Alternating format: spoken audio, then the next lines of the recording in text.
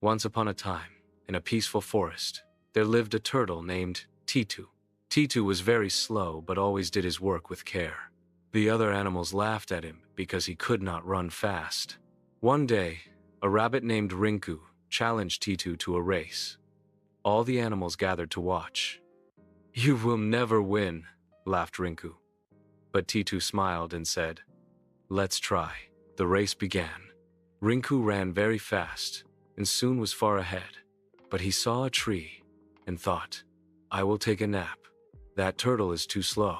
While Rinku slept, Titu kept walking slowly and steadily.